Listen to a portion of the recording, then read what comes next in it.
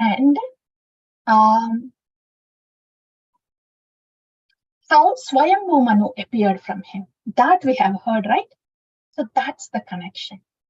So up until then, Sarga and Visarga were explained. First, second, and third canto, especially in second and third canto. If you see the Bhagavatam, we recall that sloka, Atra Sarko Visargascha, Sthanam Poshana Mutaya, Manvantara Ishanukada, Nirodho Muktirashraya. These are the subject matters of Srimad Bhagavatam. Till now, major portion of Sarga and Visarga has been completed by third canto. And that from that Visarga, Sarga is the creation, the primary creation by the Supreme Lord up until the appearance of the, excuse me, before that we guys.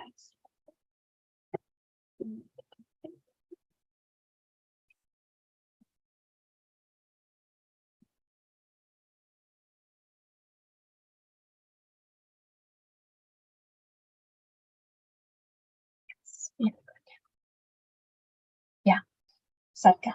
Okay. Up until the appearance of Brahma is the Sarga, and after Brahma appeared, then he carries over the Visarga part, right? So that Visarga is being continued now. It was started in the third canto. From Brahma comes the four Kumaras, and then the whole series. After that, Swayambhu Manu comes, right? From Swayambhu Manu, how the Visarga is continuing, the secondary creation is continuing, that is being explained now. That is the continuation and context here. So, from Brahma comes Swayambhu Manu. Swayambhu Manu and Satarupa, they are the couple that originates from Brahma. Swayambhu Manu, Satarupa. They unite and they have five children. 3 daughters and 2 sons.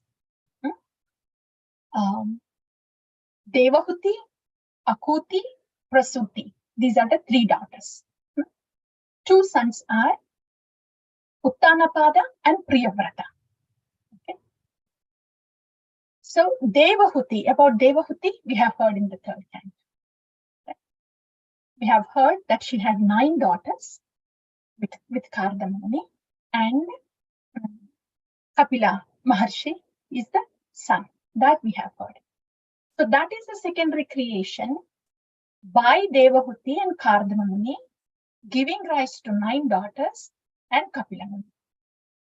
So here in the 4th canto, they give a little more information about those 9 daughters will be given in the 4th canto.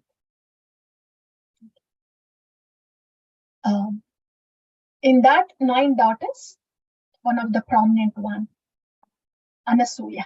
A little information about Atri and Anasuya will be given there. So that's the continuation about the Devahuti, which was started in the 3rd canto and will be completed in the beginning of the 4th canto. So in that way, the lineage from Devahuti is completed, right? And the next daughter is Akuti. So lineage of Akuti, how many children they had, that will be given, that information is given in the 4th canto. That will be a quick one. And the third one, the 3rd daughter is Prasuti. So who are Prasuti's children? Among them, among Prasuti's daughter, Sati is a prominent one. So we will be hearing about Daksha sacrifice and Sati Devi in the 4th canto. So this is the connection from 3rd to 4th canto. So by this time, Devahuti, Akuti, Prasuti, their lineage and information is given, right? So this is how the 4th canto begins. In the very beginning, all the synopsis of Devahuti's lineage, Akuti's lineage, Prasuti's lineage, information, and about Sati. All this put together is the first section in the 4th canto. lineages of the 3 daughters, and about Daksha sacrifice and Sati is the first section in the 4th canto. Okay. And the second one is, now that all the 3 daughters lineage is described, now comes Uttanapada's lineage. To King Uttanapada, Dhruva is born, right? So Dhruva Charita will come here, the 4th canto. Second section is Dhruva Maharaj's Charita. And Dhruva's progeny continues, and topmost among them is Prithu.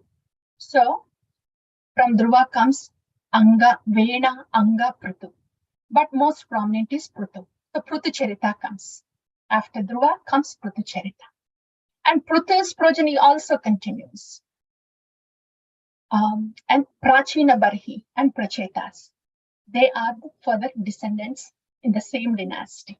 So these are the topics that are discussed in the 4th canto. The whole of Uttanapada is described here. See, starting from Dhruva to Prithu Maharaj, Prachina Barhis, and Prachetas, the whole Uttanapada here. That's how the 4th canto is completed. In the 5th canto, the other son that is left over was Swayambhu Manu's Priyavrata. His Charita is described in the 5th canto. King Bharata, Rishabhadeva. Right? Rishabhadeva and Bharata. That's where the famous conversation of Bharata with Jada Bharata and King Rahuguna also comes. That is all in 5th canto. So this is how they are connected, the 4th canto and 5th canto. They are the further descriptions of the lineage of Swayambhu Manu. About the 3 daughters is given in the 4th canto, along with Uttanapadas, and Priyavratas is given in the 5th canto. Yeah, so that's how. Okay. By this time, Sarga, Visarga, and 5th canto is Sthanam, 6th canto is Poshana, 7th canto is Uti, 8th canto Manvantara, 9th canto Ishanukana, 10th canto Ashraya, 11th Nirodha, 12th Mukti. That's how they're spread out. That's how the rest of the secondary creation is explained. So this is the connection of whatever we have heard so far and what we are going to hear from now on. Today, we will see the first section in the 4th canto. That is about quick information about Akuti's lineage, Devahutis, Prasutis, and in Prasutis, more information about Sati Devi, right? Daksha sacrifice. So this is the topic for us today. Okay. So I'm going to take you to the slides.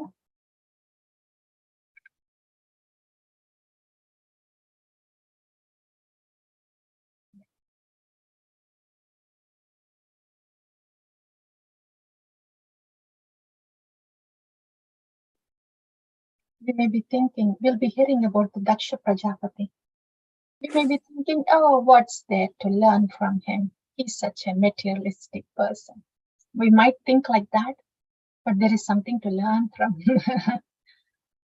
Learn in the sense what not to do. Bhagavatam, you know. Everybody around is helping us. Either helping us, teaching what to do, or what not to do. Both of them are helps. So in that way, Daksha will help us today, showing what not to do, how not to think. So now starting the 4th canto. This we have already discussed, okay, how Swayambhu Manu lineage is spread out. This also we have discussed, starting from Sarga, Visarga, Sthanam up until the 12th canto. And now, daughters of Manu. This also we have discussed. Akuti. Akuti So far we have heard about Devahuti, right? So maybe we can continue with Devahuti. It will be easier for you. Yeah. So Devahuti had, we have heard about Lord Kapila, Mother Devahuti's son, and they had 9 daughters. So among those 9 daughters, there was a question about Vidura's question about how Brahma, Vishnu, and Shiva took birth from the womb of Atri. So that's how the question came, and that's why there's a little description about Sati Anasuya and Atri. How Atri, after getting married with Anasuya, who is one of the daughter of Devahuti, they went to the forest. In those days, to enter into the Grihastha also, even after entering Grihastha, they used to do the tapasya to bear worthy children. And all of them have very high standards. Almost all of them had a desire of having the Lord as the son. So that was the standard of those of that age. Tapasya, and then son, the Lord as the son. So that's how he did. Atri, he did tapasya, 1,000 years, 100 years of tapasya standing on a single leg.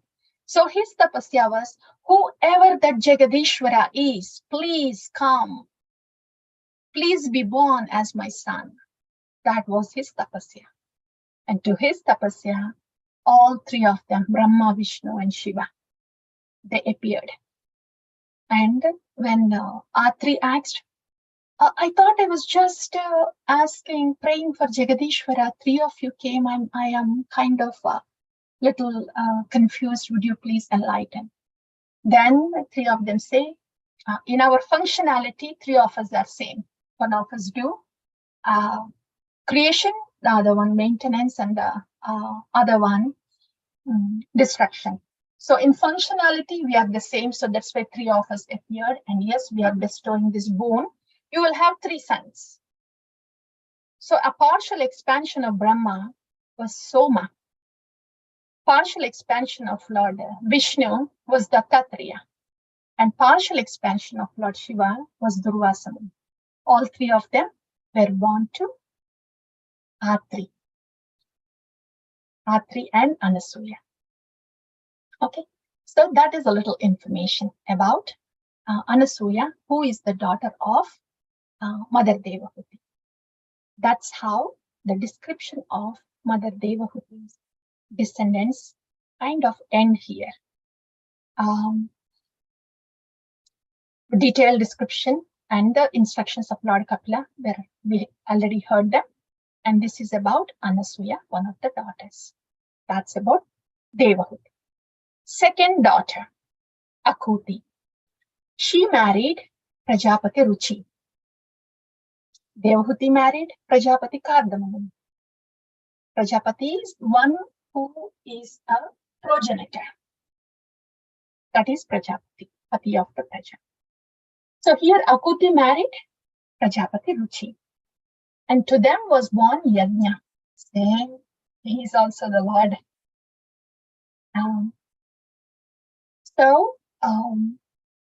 Swayambhu Manu, as he requested before, he said, if a son is born to you, I will take him. So according to that promise, Ruchi gives yajna to Swayambhu Manu. He's brought up there. Here, a female child is also born. Her name is Dakshina.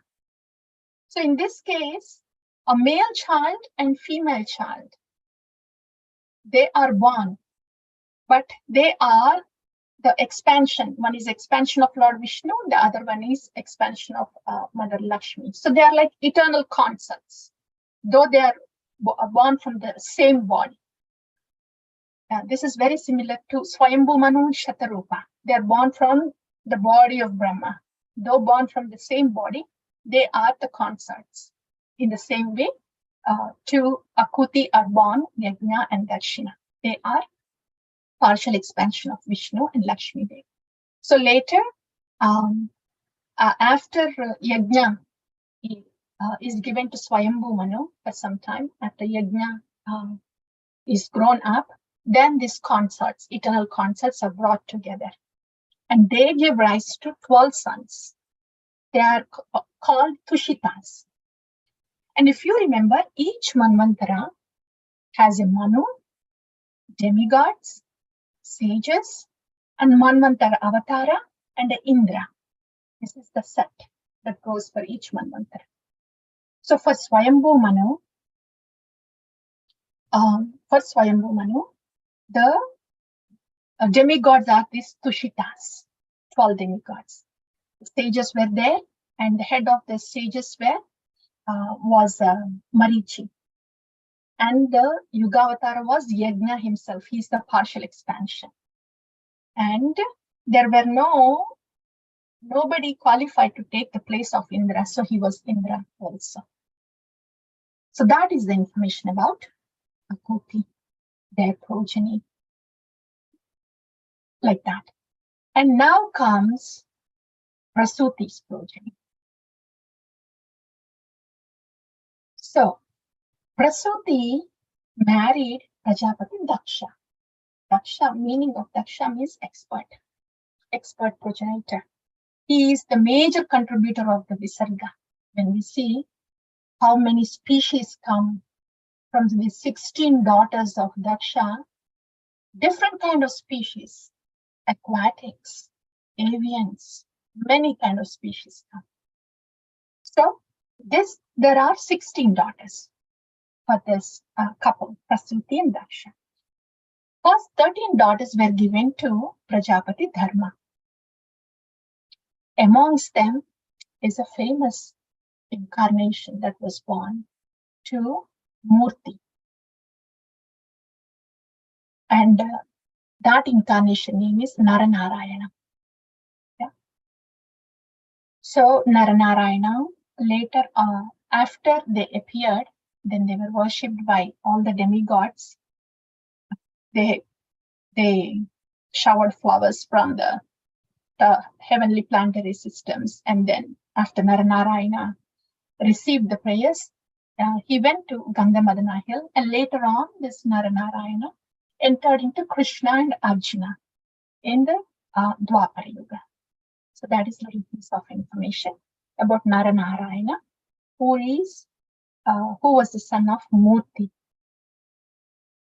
who is the daughter of Prasuti. Yeah. So that's one among the 13 daughters of Prasuti. The other 3 daughters were Swaha, Swadha, and Sati. You might have heard, whenever the homam happens, Om Vishnuraya Swaha, Swaha, Swaha, and that uttering comes, right? Because Agni's consort is Swaha. So Agni and Swaha, they are a couple. And for them, 3 sons were born, Pavaka, Pavamana, and Suchi. And they also had children, and all of them, total of 49 fire gods were present. That's the number of the fire gods. This is all very informative sake. And after that, Swada is married to Pitaris. Okay. Now coming to Sati. The question was, Maitreya was asking, how come everybody had progeny children, but not Sati? What happened? Also, we have heard that Sati gave up her body. Why did that happen? Why did she sacrifice her body? Can you tell us? Can you tell me more? That was the question.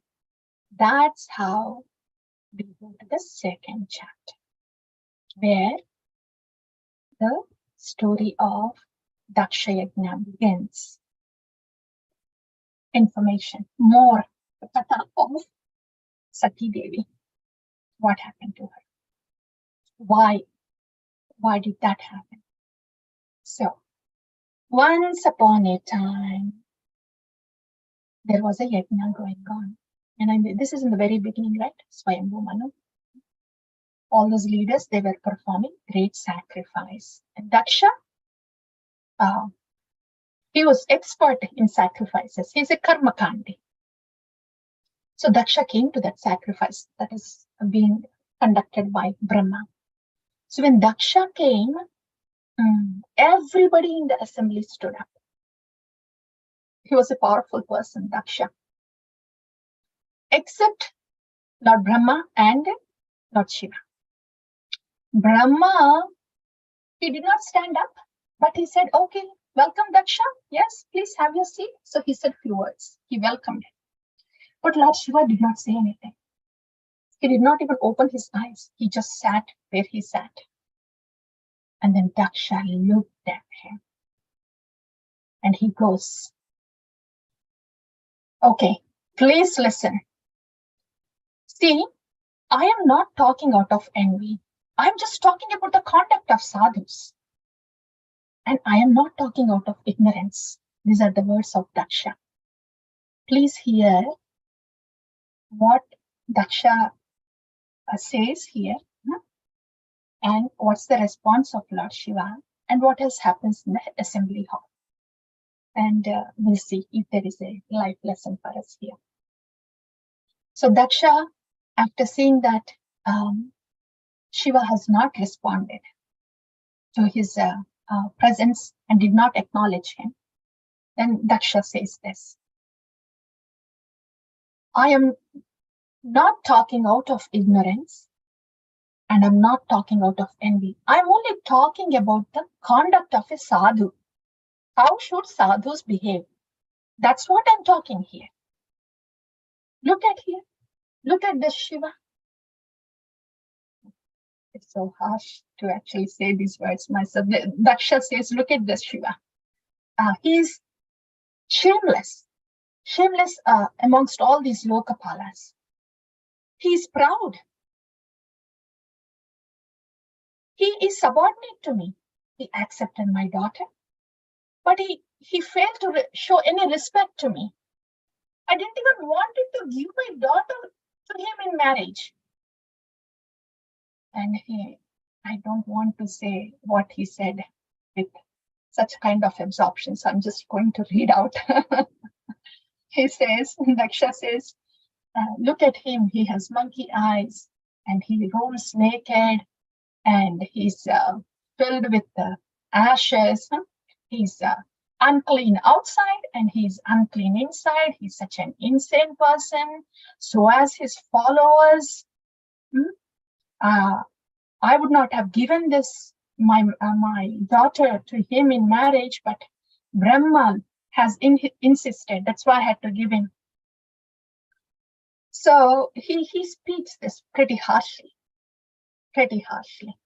He inflicts Lord Shiva with these words.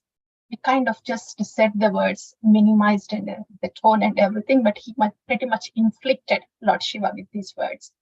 Not only that he inflicted, but he also cursed Lord Shiva.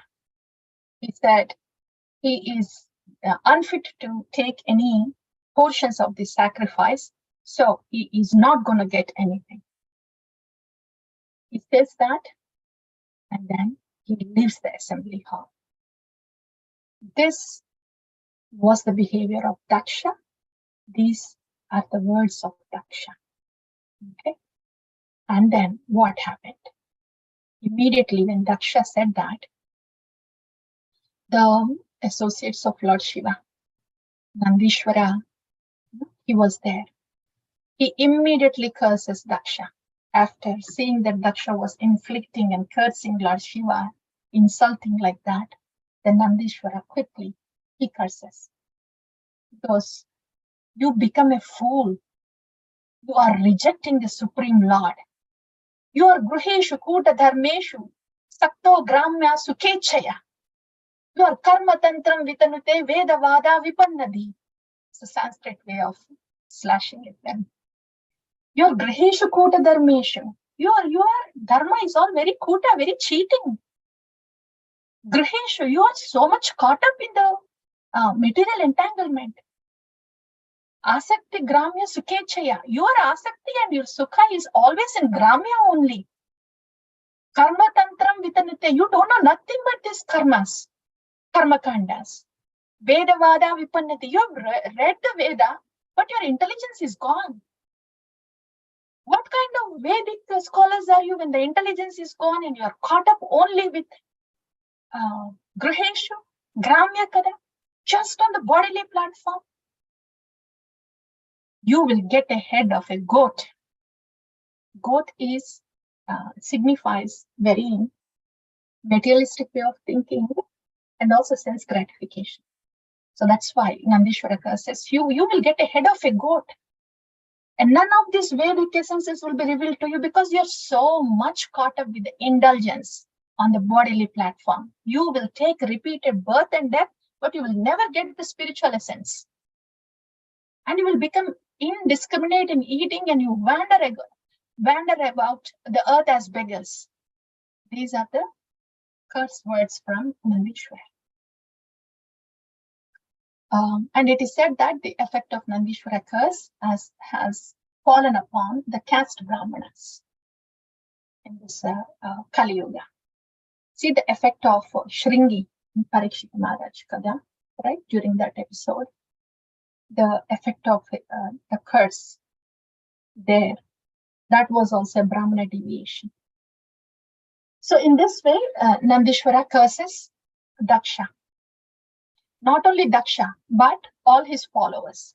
Because none of his followers said anything when Daksha was inflicting and insulting Lord Shiva. So Daksha says, you and all of your followers who are supporting you, may this happen to you.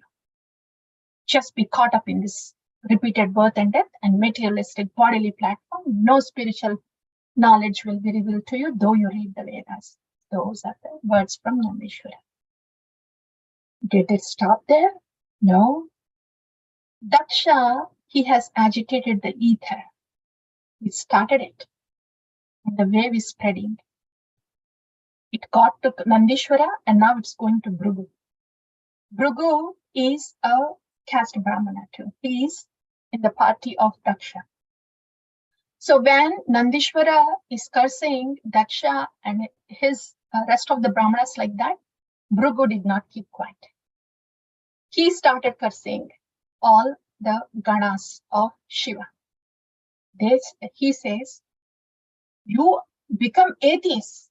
You are cursing us who has the Vedic knowledge. You don't believe in Vedas, so you become atheists. Let that Vedic knowledge be not revealed to you also. You become addicted to intoxication. And you will become an obstacle for all the followers who wants to know the essence of Vedas. It's like more of impersonalism. Who wants to approach God, they can be obstructed by this impersonal understanding, like that. So Bhrigu, he curses like this.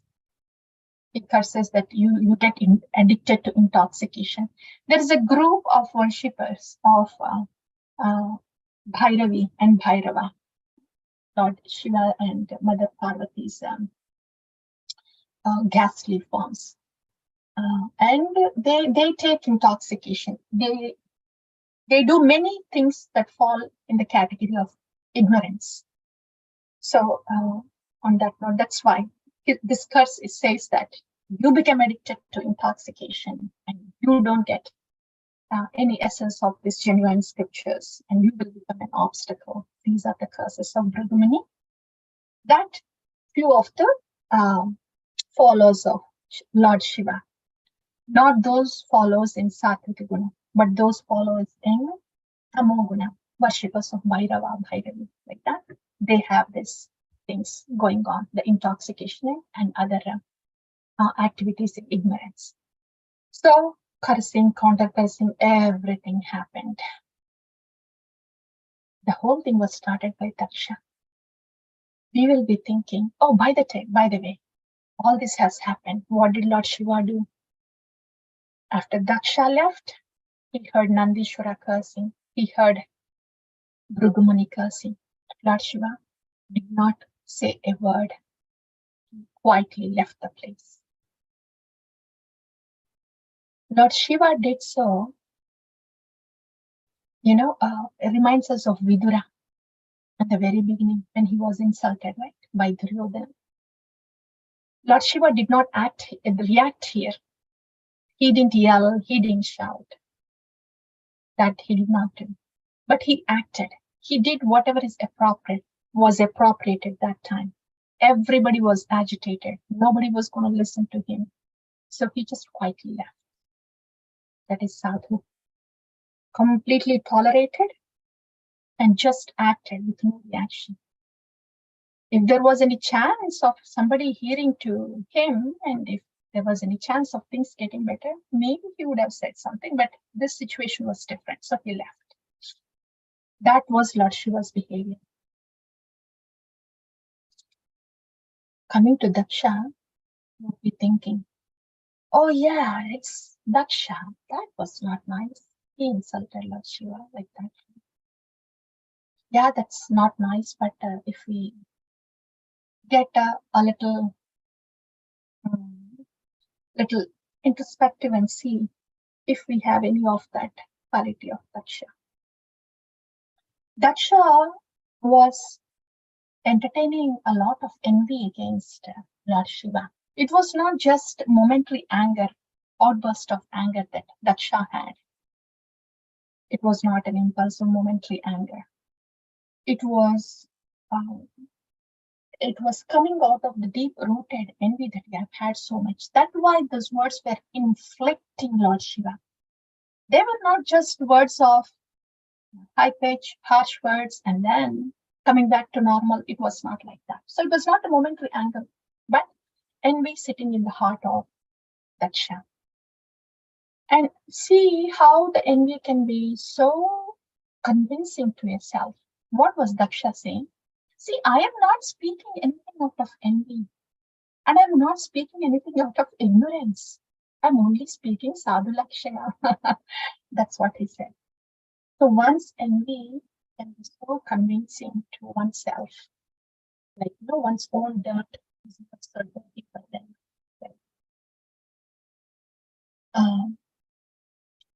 But he said those words. But how do we know? How is it clear that he was in envy? Because of two things. One is he was inflicting Lord Shiva, and he also cursed Lord Shiva. That inflicting and cursing. So, if there is envy, for oneself, we may not be knowing that we are feeling envious, as he just said. I am not talking out of ignorance or envy. So one may feel like that. No, I am not thinking out of envy. I am not thinking out of ignorance. Just that person has that thing.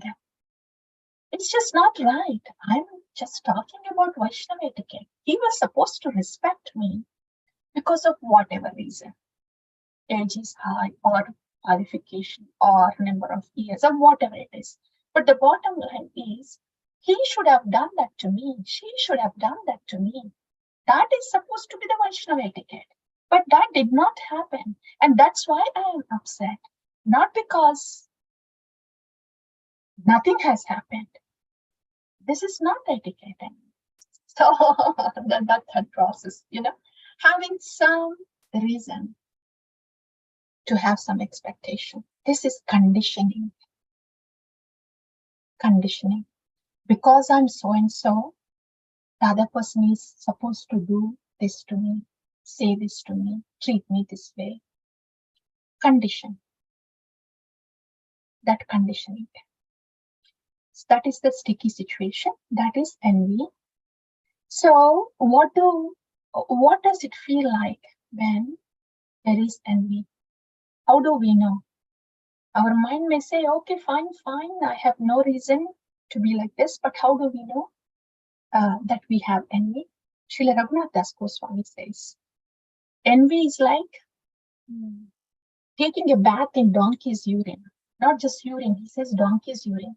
Because donkey's urine is very acidic. It kind of burns, very acidic. So if somebody is feeling like that inside, then that's an indicator that the envy disease is there. Yeah, it's not unnatural for all of us who are conditioned. Then what to do when the disease is there? Raghunath Das Goswami, he gives the upaya, solution also. He says, "Oh mind, don't burn in the bath of donkey's urine. Don't burn in the envy. Just simply call out to the generals in the warrior. It's like call out to all the acharyas, to the pure devotees. Beg for Krishna prema, soothing Krishna prema, not this burning envy." That's what Raghunath Das Goswami recommends. How to identify if one has envy and what to do when there is envy. So calling out, thinking of all those acharyas, premi bhaktas, and how much of love that they have for the lordships, how much of prema they have. So they are bathing in prema.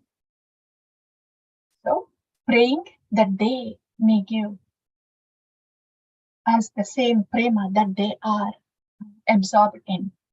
That is the upaya Srila Raghunath Das Goswami gives. So in this way, the disease of envy is slowly treated. As the love is being replaced within us and is displacing the envy, that's how the material disease conditioning goes up. That's why Daksha. That's life lesson from Daksha's thinking and behavior. And of course, the ideal behavior of Lord Shiva, what he has done. He has tolerated and just did the right thing. That is the life lesson for us here. A very short chapter. And the next one, okay, now that insult has happened, Lord Shiva left the place, went to Kailash, and some days passed by. And Daksha, by this time, he got very puffed up because he was given that position of head of Prajapatis by Brahma. So he was doing yajnas he was a Daksha, perfect in yajnas. So he was doing Vajapaya yajna, Brahaspati Sava yajna, like that. He has invited everybody, all the demigods and controllers, but he did not invite Lord Shiva and Sati Devi. So Sati, he went to Lord Shiva. She says, "Oh my dear husband, please see here, Sati Devi, she is here when she's speaking to Lord Shiva. She is playing the role of a very attached woman on a bodily platform. How much she is attached to her family, and how much turmoil she has gone through because of that attachment to, aham mamiti, bodily platform. How much turmoil she goes through when speaking to Lord Shiva, and after going to Daksha Yajna. What happens, that we'll talk later, but now she's speaking to Lord Shiva, Sati Devi, and she says, "Oh my dear husband, see all the demigods, everybody from all the directions, they are flying to my father's place." Not my father's place. First she says, they're all flying, they're all traveling to your father-in-law's place. And I want to meet all my relatives too. Shall we go there? She goes like that, starts first. And then there was not much response from Lord Shiva. She goes, "I know you are a sadhu. I am not a sadhu like you. I am very much, I'm a very ordinary woman, very conditioned soul. Yeah. And see, all the other women are going there with husbands. That's why I feel like going with you. Yeah.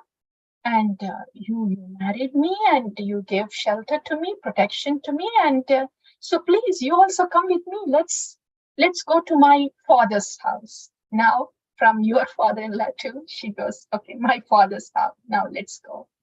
She says that. And she also says, you might be thinking that he has not invited us, but even if there is no invitation, going to husband's place or father's place or a friend's place is okay. Yeah, there is no problem with that. So I guess we should be good going, though there is no invitation, because he's my father. Yeah, he says that. And then she was then Lord Shiva thinking what Mother Sati, knowing what Sati Devi is thinking. Sati Devi, she says, okay, though there is no invitation, let's go to my father's place. And of course, he has wealth, he has knowledge, and he did the tapasya, and he is born in a very high caste family. He has all these opulences. Yeah, so he's going to respect us even if we go there. So don't think that we shouldn't be going to a place where there is no invitation. Even if we go to my father's place now, he will respect us. This is what she was thinking. And in response to that, Lord Shiva says, Vidya tapo vitta vapur vaya kulai satam gunai shadbir asattame tarai smrutau hatayam vritamana dudusha stapta na pashyanti dhama bhuyasan. One may be having vidya, tapo, vitta, vapur, vaya, kulai, all these opulences, the kula, vaya, vapur, bodily effulgence, vitta, wealth, tapo, tapasu, vidya, knowledge, all of this. But if somebody is proud, then all of these things are waste. So think, knowing what Sati Devi is thinking, Lord Shiva is saying, though you think your father has all these things, he is proud. He is proud. So, because he is proud, and because there is no invitation, I think we should not go there. That's what Lord Shiva says. And she goes, I am his favorite daughter. No, he would receive me. He would receive me. And he goes, yes, you may be your favorite daughter, but he's not going to look at you as his daughter. He's going to look at you as my wife of his enemy, of somebody who is envious. And that is not going to be good for you, Sati, if you go there. That's what he says. And because he said that, and Sati, she must be thinking, okay, you think he is envious of you? It's because you did not stand when during that fire sacrifice in Brahma's presence, you did not stand there. That's why he was offended, and that's why he was insulting you. Not that he was so envious. He could read Sati's mind, and then to that his response was, I respected your father when you came in. You might be thinking, why did I not welcome him when he came? But I was already respecting him.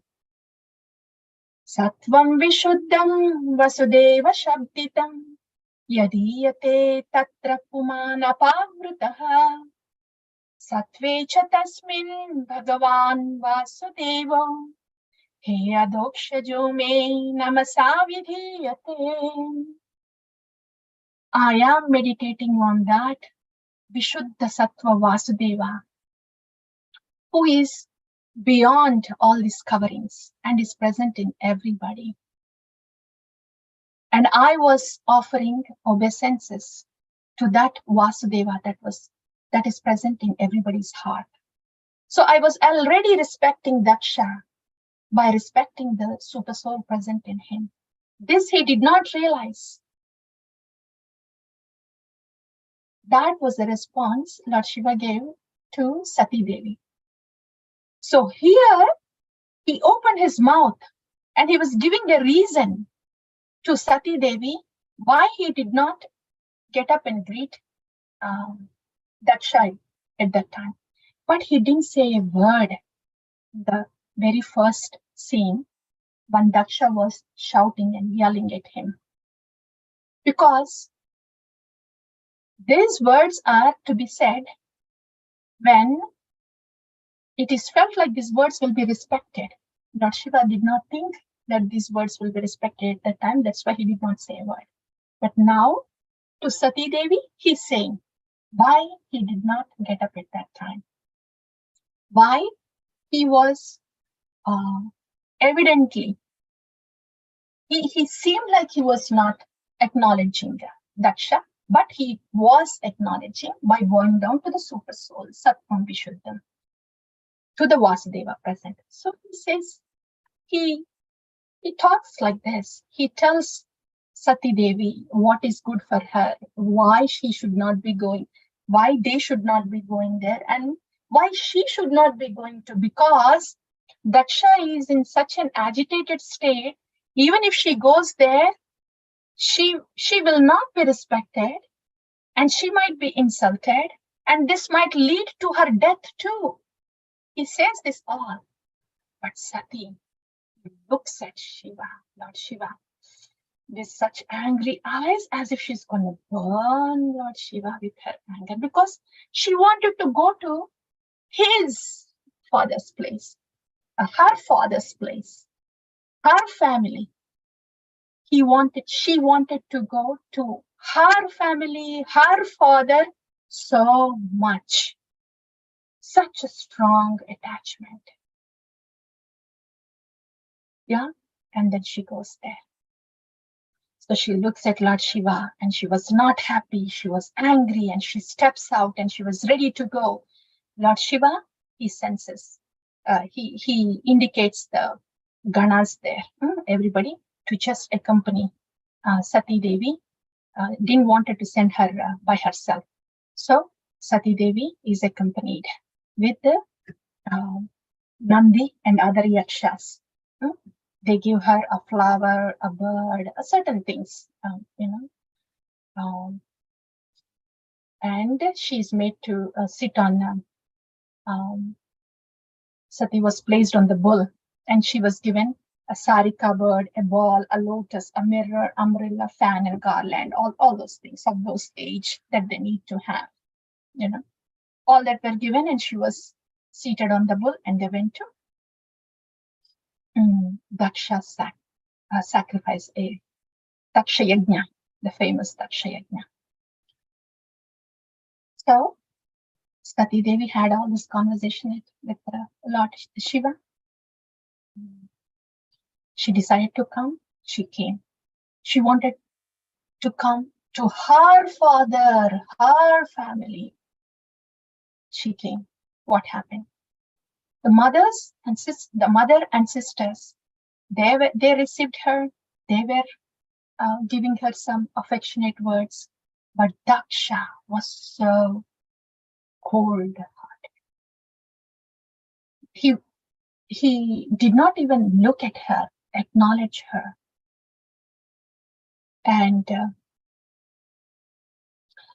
Sati Devi also noticed not only that she was not acknowledged, but there was no yajna that was happening in respect of Lord Shiva.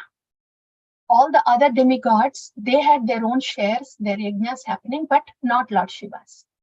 Then she realized all the words of what she has heard from her husband. Then she was not thinking of Dakshayani or the daughter of Daksha anymore. She realized that Shiva is Lord Shiva is repeatedly again being insulted here by not having his shares in that arena and not welcoming his partner, Sati. So this she understood. She was furious. Sati was furious, and then she these are really good by Vishwanath Chakravarti Thakur. She speaks to Daksha very angrily. She says, "You have insulted Lord Shiva. Even if Lord Shiva excuses you, the dust of his lotus feet will not forgive you." There is very much, it is this particular statement is really significant regarding, when Vaishnava Parada, when we are insulting somebody, offending somebody. Offending is behaving in certain way or speaking in certain way that it hurts them. Yeah. So that hurt, and if it is a Vaishnava, the hurt that is caused by others, that particular Vaishnava may try to forget the hurt and may try to forgive and not have any resentment to whoever has offended him. But whoever has offended will have to go through the consequences because their offending mentality is not gone away yet. So whoever is being offended here, they are tolerating even though they are hurt. But whoever has offended, they will have to go through the consequences even if the Vaishnava forgives the offender. It's because the dust of the lotus feet of the Vaishnavas will not forgive that Vaishnava. And the meaning of that is, unless that offending mentality goes away in a Vaishnava, it will be their bhakti progress will be blocked because of their offending mentality. That's what it means. That's something for us to pause and just take that information. We may be thinking, oh, that particular Vaishnava, okay, fine, I don't really have to apologize. I don't have to feel bad. Maybe they forgot what I did or what I said, or maybe they're not offended. Maybe I'm just thinking. We may be all thinking like that. But whoever we have offended, they will not lose anything. But if we do not repent and if we do not express the same to the other Vaishnava, then that can be an internal block for us in our journey. Nobody will be affected, but we will be affected. Yeah, that's something to keep in mind. And, if that tendency is there, that aparada tendency, offending others, then our path for niraparada nama will not be clear. So we just have to pay attention to that. And then if we try to please and serve and pray and then just get rid of that offending mentality by voluntarily serving the Vaishnavas and the holy name, then we will be able to get rid of that disease. Okay. That's just a life lesson for us. But what is Sati Devi saying?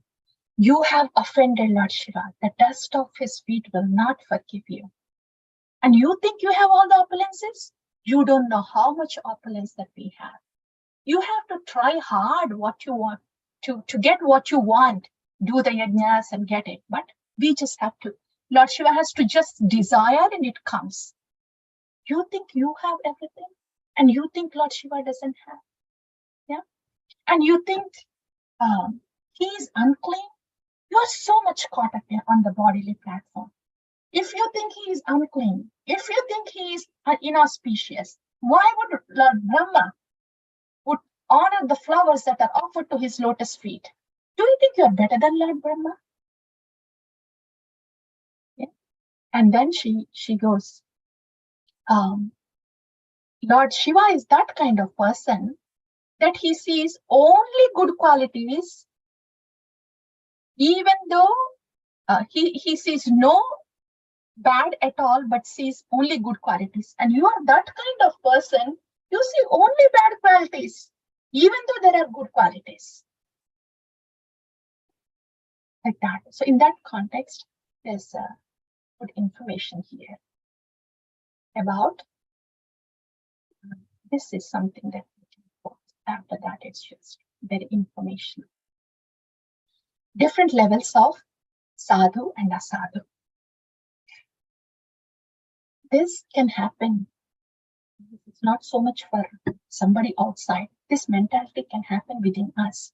So this is very useful for us, a guideline of what is going on with our thinking and how should we be thinking. Yeah, this is very good. See, sadhu is accepts even faults in others, since the faults can eventually be transformed by certain methods into good qualities. Sadhu is like, let's take an example. Say if there is a devotee. That devotee is angry, but he's chanting. So a sadhu thinks, okay, yeah, fine. Yes, he has anger, but he's chanting. Yeah. So he will get better. Yeah, like that. If we think, then that is sadhu thinking.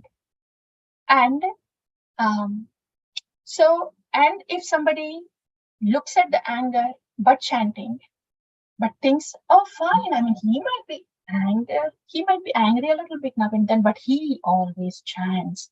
In spite of having that anger, he still chants. So emphasizing more of that good quality is mahattara. And knowing both things are there, but thinking that, okay, the good will override the bad. So this is okay, is sadhu. But emphasizing more on the good one is mahattara. And one who takes small good qualities. Okay. Even if somebody just goes to Sunday feast or gatherings only to have yummy prasad, but has no other good qualities, just insults everybody, angry, all like that. Then somebody who has the thinking of Mahatma thinks, okay, fine, he may be angry, he may be this, he may be not respecting, he may be envious, but still he is coming for prasad. He's taking prasadam. That is good. He's particular about coming for prasad. He's just not going eating something outside. Fine, this is good. So even though no good qualities are there, but trying to find that one good quality, magnifying on that is Mahatma. Magnify on that small good quality, not seeing any other bad quality is Mahatma. Ati Mahatma is there are no good qualities at all. There are no intentional good things happening, but accidentally, if it happens to pass by the temple and accidentally just goes to the temple because say if his car is broken and he needed some help, and if he's close by to the temple, and if he's going to the temple grounds and talking to the devotees, and then if he happens to hear Hare Krishna, and they're like, oh, this is so good. At least he has heard that Krishna word. At least he has come in this direction. Yeah, so this is good. That kind of thinking is like Ati Mahatma. So this kind of thinking, these devotees who are particular about not seeing any faults at all, they want to cultivate this Ati Mahatma, not seeing any faults at all. And even if though there are no good things, then somehow searching for a good thing like that. So these are different things for us to know. I mean, wherever we are naturally, then we can just try to cultivate, however naturally it comes to, and then gradually move on. This is for our good, for our sake. So our vision is not dirty. People around us may be the same, but based on our vision, they may appear dirty or clean. So this is for us, that information. We also should know the other 4 things. That way we know when our thought process is coming something different, then at least we realize, oh, until now we may not be knowing that it's dirty, but when we come to know that this is dirt, then we get alert and we see that we try our best that this dirt doesn't enter. So what are those 4 dirts? Asadu. Asadu is like this kind of thinking. Yeah, he's chanting, but he doesn't have service attitude. So down the road, whatever he's chanting will also stop. That will not be of any use because it doesn't have service attitude. Arey Baba, 2 things are there. Why do you think that bad will predominate and the good will be suppressed? You have a choice to think the other way also, like the sadhu.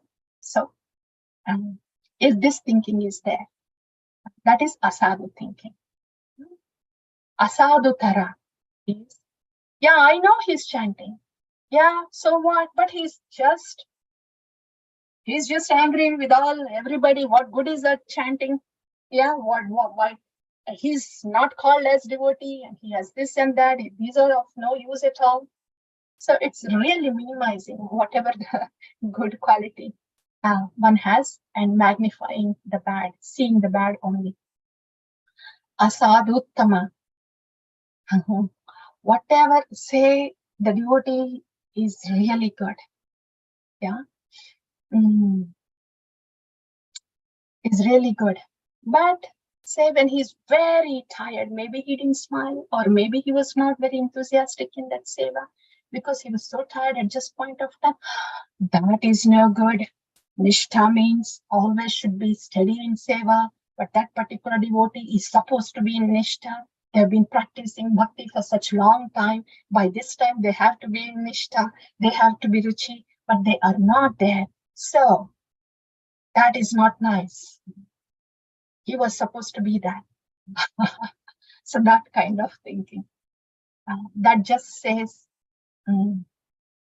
what our state of mind is than what instead of the other state of mind. But that is asadhuttama. Not seeing even the slightest fault is being magnified. Ati asadhuttama. This is an extreme. See only faults in others even when there are no faults, like Srila Prabhupada had no faults, but those who could not understand what his position was, they found many faults in him.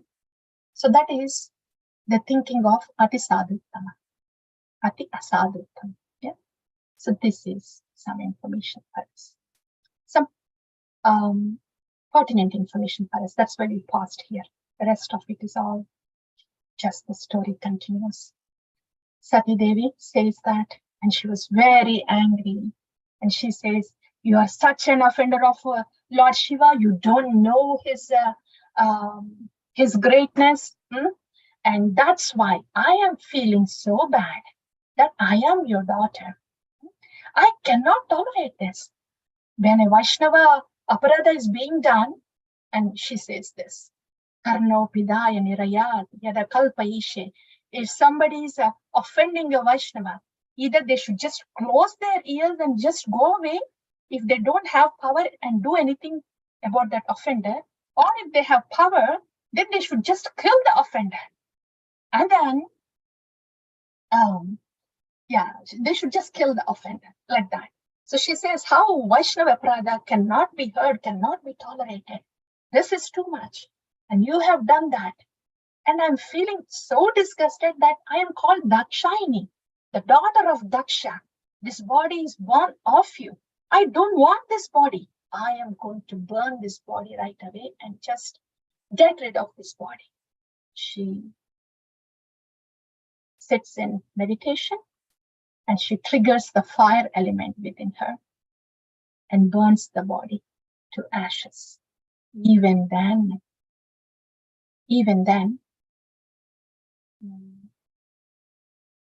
Daksha was not moved, so cold-hearted, not moved. Seeing this, the followers, Nandishwara and all of them, they were about to attack Daksha. But he was very expert fire sacrifice performer. So he utters certain mantras and then demigods appear and they drive away these Nandishwaras. So they go back.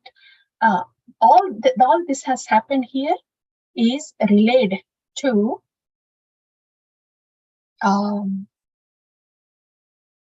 Lord Shiva by Narada Muni. Lord Shiva gets very angry. He plucks a hair out of him, and then he orders a demon. So the hair on the ground, that hair gives rise to this demon Veerabhadra, very ferocious. So he orders Veerabhadra to go to Daksha's sacrifice. And then Veerabhadra comes here. Ooh, you see whatever is happening. All that happens there. Complete destruction. Then Daksha's head is cut off. Veerabhadra cuts off Daksha's head. And then Bhrigu Muni's mustache is pulled out. And the eyes of Bhrigu's, Pusha's eyes were plucked out because he was raising the eyebrows when Daksha was insulting Shiva as a support to Daksha, like that. And Bhaga, he was smiling, so his teeth were pulled out. Pusha's teeth and Bhaga's eyes. So this plucking, all this destruction has happened. Okay, so all this has happened, and Daksha is killed, and as yajna was stopped like this because of the destruction. And all the devatas there who were performing the yajna, they go to Brahma. They say, "Oh, this is the paristhiti. What to do?" Then Brahma goes to Lord Shiva, Kailash. First Brahma says, "What do you expect? You have offended a Vaishnava." And that too, Lord Shiva was sad that he lost his wife. So let's go to him, and then you all pray him and pacify him. So he takes all those demigods to Kailash Parvata. And there is description about the Kailash Parvata here. Very beautiful one. Alakananda is also there. A beautiful one, and it is also said it is very sensual one too. But Lord Shiva was sitting there like a sage, and he was speaking Krishna Kada to Narada, Kumaras, and everybody. Then Brahma comes there. He offers prayer to Lord Shiva. He says, "You are like a super soul, and whoever even meditates on you, they don't get agitated. So I hope your agitation on Daksha is gone away now. So please forgive him," like that. So he appeases Lord Shiva and then takes him to the yajna place. And Lord Shiva goes there. And there he gives the head back to Daksha. He puts the goat head back so he can continue this is over, right? Yeah, the next one. That's 6, the last. So the goat's head back. Daksha was beheaded, right? So he goes back to the sacrifice place. And then Lord Shiva gives a goat's head to Daksha so he can utter the mantras and do the sacrifice. And Bhaga's eyes, he does the replacements, a compromised replacements to all the parts that were taken away. But mainly he gives the goat's head to Daksha so he can do the sacrifice. Daksha does the sacrifice, and then Lord Vishnu comes there. Actually, soon after the goat's head is given, Daksha's heart purifies a little bit. He repents and he says, "I'm so sorry. I didn't realize how much of a sadhu you are. So sorry." And he offers some prayers. And then after that, he does the yajna sacrifice. And as soon as the yajna is done, Lord Vishnu comes here. And it is said that when Lord Vishnu appears in the yajna, everyone's luster faded in the presence of Lord's effulgence. That's Lord Vishnu. Yeah. And everybody, when Lord Vishnu appears, everybody offers prayers. The last point is, everybody offers prayers here.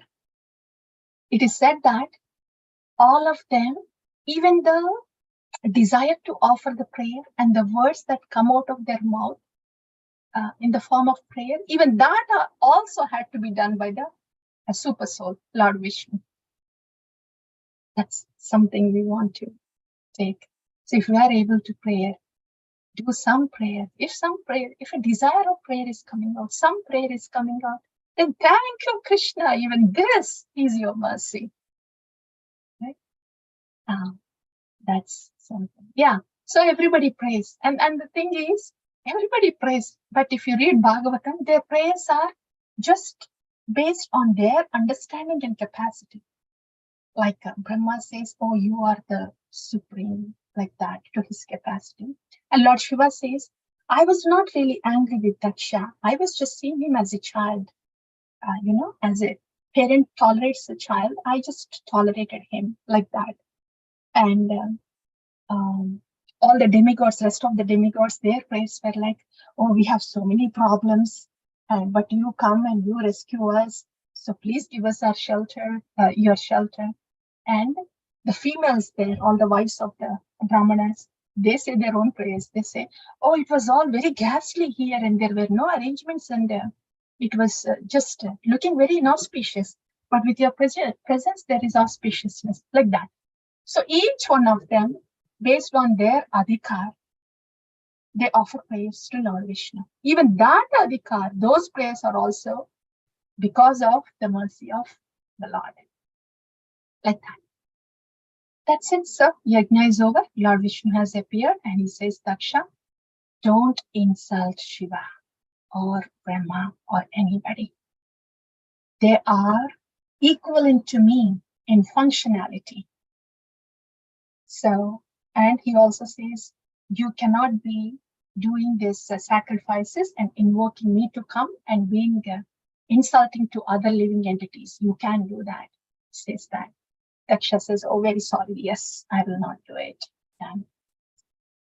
The yajna is over. And meanwhile, Sati is reborn as Parvati from the womb of Menaka, who is the wife of Parvata, Himalaya Parvata.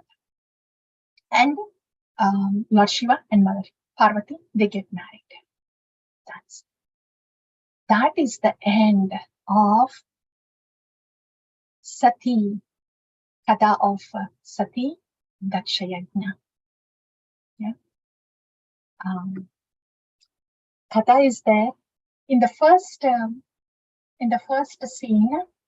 What the life lesson that we have discussed was more about the Daksha's behavior, his thinking, like that, and how Raghunath Das Goswami compares it with the donkey urine and what to do when that happens, calling out to the Mahajanas, Premi Bhaktas. So we may be in the ocean of the love, but not bathing in the envy compared to donkey's urine, that we have heard. And then next, after that scene, how Lord Shiva was really tolerant and only acted, just said nothing and left. That's scene one. And in Kailash, Sati and Shiva conversation, how Sati was taking the role of how it would feel to be so attached to the family, like whoever it is, my father, my husband, my family, can really cause agitation, so much of agitation.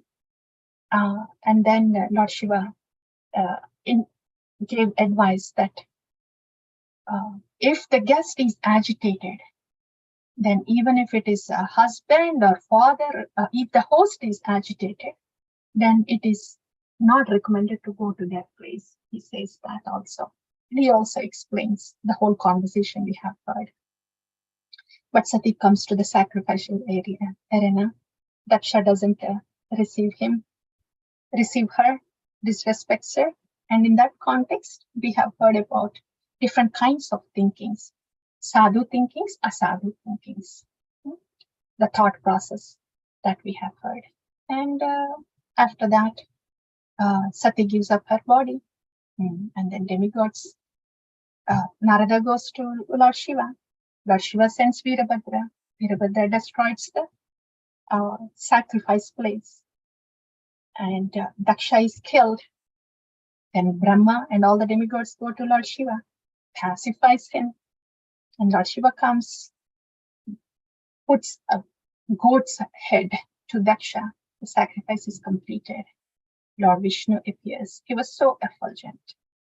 So the prayers by everyone that were offered is also by the mercy of Lord Vishnu. And he instructs Daksha that he cannot be worshipping. He cannot be doing fire sacrifice and worshipping him while he is insulting others. And Daksha realizes his mistake. And after that, we have heard about Sati Devi taking birth as Parvati and Lord Shiva and Parvati getting married. That is the Katha. We will pause here.